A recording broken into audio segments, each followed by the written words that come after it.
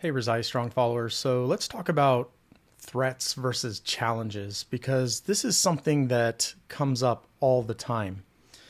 It turns out we have this thing in our brain called the amygdala, and the purpose of that part of our brain is to detect and respond to threats. It's basically like fight or flight, survival, that sort of thing. And ultimately, it determines whether something is threatening, which becomes super scary to us, or whether it's a challenge, it's something that we want to conquer or a goal we want to achieve. And what it boils down to when you think about it is demands versus abilities. If the abilities that you have are greater than the demands of whatever the thing is that's in front of you, you perceive that as a challenge. However, if your abilities are not well equipped to deal with the demands, then you see it as a threat.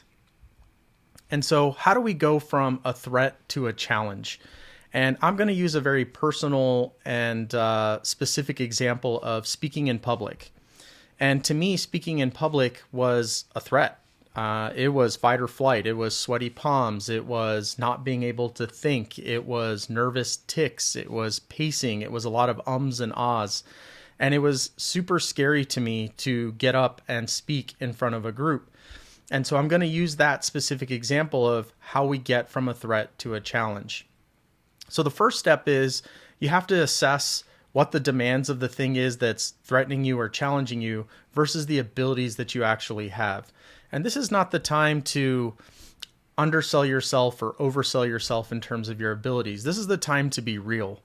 What do you actually have available in your tool set that's going to allow you to handle these demands? And so for me, I had to learn how to give a good presentation. And I did that by reading multiple books. I read Gar Reynolds' Presentation Zen.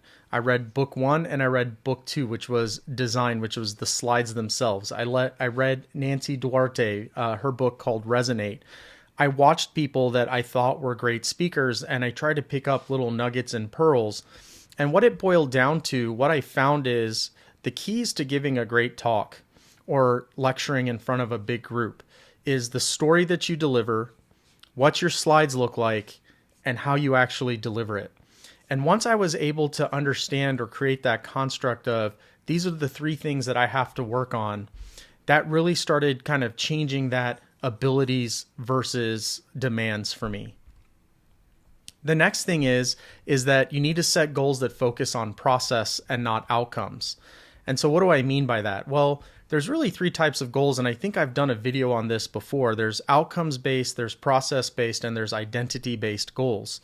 Outcomes-based would be like the results we get. For example, losing 30 pounds. Process-based is what you do to get to that loss of 30 pounds. And identity-based is what you believe about yourself as a person. And so really what you want to focus on when you see something as a threat is to focus on what process-oriented things can I do to get to a point that I no longer see it as a threat. And so for me, this was getting feedback. And what I found in those three realms that I presented is that the story is talking about things that are real life, that are everyday, that we all deal with. Those seem to impact and hit people and turn into some of the best talks. Slides, using way less words on the slides, because what I found is that the reason most people put a ton of words on their slides is because they use their slides as a crutch. And then delivery, all those nervous habits and tics like pacing back and forth, darting your eyes down or over somewhere else, what you're doing with your hands, the stance that you have. Are you slumped over and trying to hide behind a podium? Or are you out in front and center and trying to present a positive kind of image of body? And so these were the three things that I kind of learned as I was trying to overcome this fear. And the main thing I realized is that practice, practice, practice. The more times I practiced whatever talk I was going to give, the better I got at each of those realms. And so I didn't have to have as many words on my slides. I knew my stories inside and out. I was able to be more confident in my body posture. And that was a real turning point for me, is that It wasn't that I was just putting a bunch of slides together and then going and standing in front of a large group.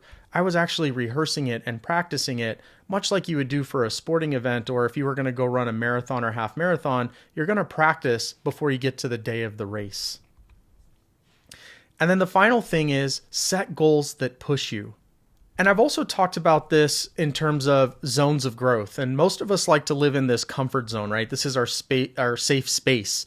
And we have things just outside of that that are stressful. And we always come up with excuses to like not do things that push us outside of our comfort zone. And this is called the fear zone.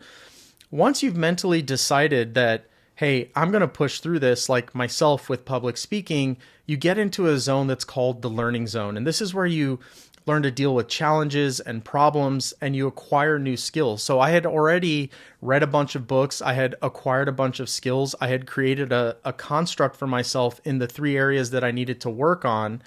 And so this is where things like pushing my boundaries to that learning zone kind of got me going.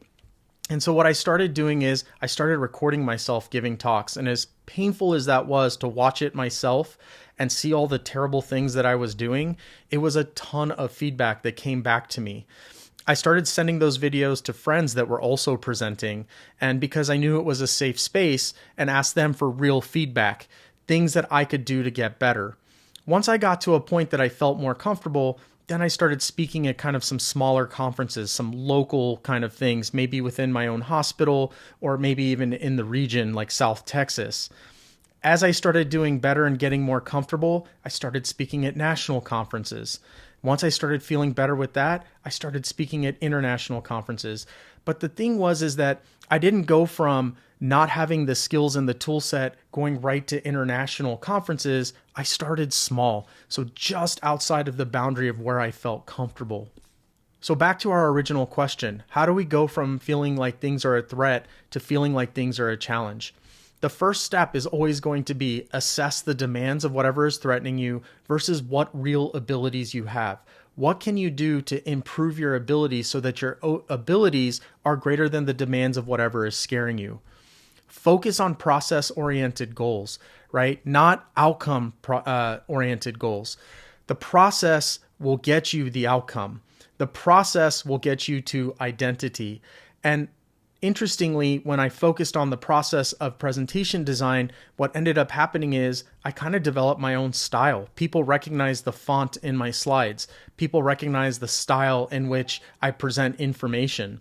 And so from process-oriented, it became my identity. And now I feel so much more comfortable giving those presentations. And then finally, set goals that get you to your learning zone. Don't go for those things that are so far out there, like reaching for the moons and hoping that you're going to reach the stars. Set things that are smaller, that are more likely for you to succeed. And then from that, you get feedback, you grow, and then you can move to the next step, which will be your new learning zone once you get comfortable at the goal that you've set for yourself there. So there you go, threats versus challenges. I hope that's helpful. There are so many things in life that I've been terrified by and have used this mantra and these things to help get me to a point that I felt like something was a challenge. And I hope this is helpful for you too in whatever things scare you in life.